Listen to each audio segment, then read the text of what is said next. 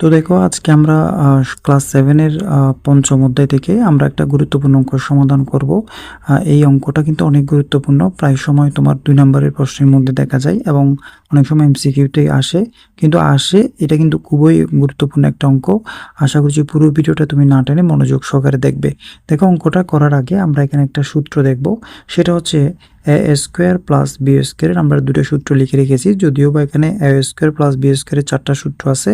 তোমার ক্লাস 7 এর জন্য মাত্র 2টা সূত্র মাথায় রাখলে হবে। একটা হচ্ছে A plus B whole square minus 2ab, আর এটা হচ্ছে A minus B whole square plus 2ab।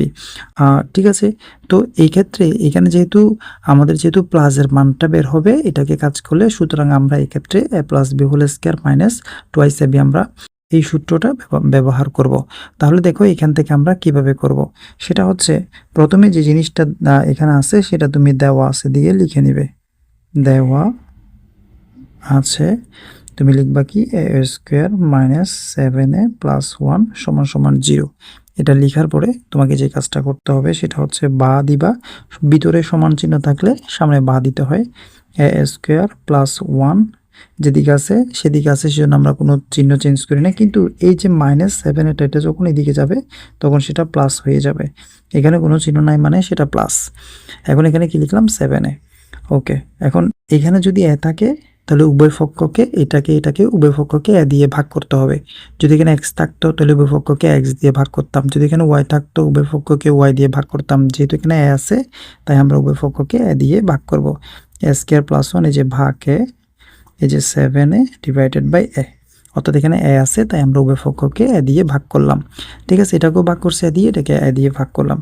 এখন দেখো এটার একটা অর্থ আছে, অর্থটা হচ্ছে এই এর উপরে এ স্কোয়ার আছে এবং এর উপর 1 আছে। আমি আলাদা করে লিখব, এর উপরে এ স্কোয়ার প্লাস এর উপর 1 সমান সমান এর সাথে এ কাটা।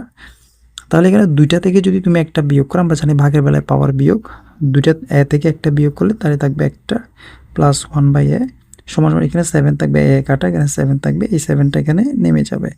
তার মানে এ প্লাস 1 বাই এ সমান আমরা কত পেয়েছি? 7 পেয়েছি। আশা করছি এটাই টপিকটা তুমি বুঝতে পেরেছো। এখন এই মানটা আমরা এখানে ব্যবহার করব। দেখো খেয়াল করো, এটার নিচে তুমি লিখবা, এটাকে তুমি প্রদত্ত রাশি দিয়ে লিখবা, যেহেতু তোমার মান বের করতে বলা হয়েছে এটাকে তুমি প্রদত্ত রাশি দিয়ে লিখবা। এটা তুমি লিখে নিবা A square plus 1 by A square. তো এখানে খেয়াল করো, এটাকে তুমি ব্র্যাকেট দিয়ে স্কোয়ারটা এখানে দিবা প্লাস 1 বাই এ ব্র্যাকেট দিয়ে স্কোয়ারটা উপরে তুলে দিবা। এটার কোনো সমস্যা হবে না, যেহেতু তুমি 1-এর উপরে স্কোয়ার মানে 1, এর উপরে স্কোয়ার মানে এ স্কোয়ার। এখন তুমি এটাকে তুমি এ ধরো, তাহলে হচ্ছে এ স্কোয়ার, আর এটা পুরোটাকে যদি তুমি বি ধরো 1 বাই একে, তাহলে হচ্ছে বি স্কোয়ার। এ স্কোয়ার প্লাস বি স্কোয়ারের সূত্র আমরা বসাবো কোনটা? প্লাসেরটা, কারণ তোমার এখানে যেহেতু প্লাসের মানটা আছে তাই আমি এখানে প্লাসের সূত্রটা ব্যবহার করব। A plus B whole square minus 2ab। দেখো আমি বলেছিলাম এটাকে এ ধরতে এবং এটাকে বি ধরতে, তাহলে হচ্ছে A plus B whole square minus 2ab। দেখো A plus B whole square minus 2ab, এটার সাথে এটা কাটা, এটা মান হচ্ছে কত? 7 স্কোয়ার মাইনাস হচ্ছে 2।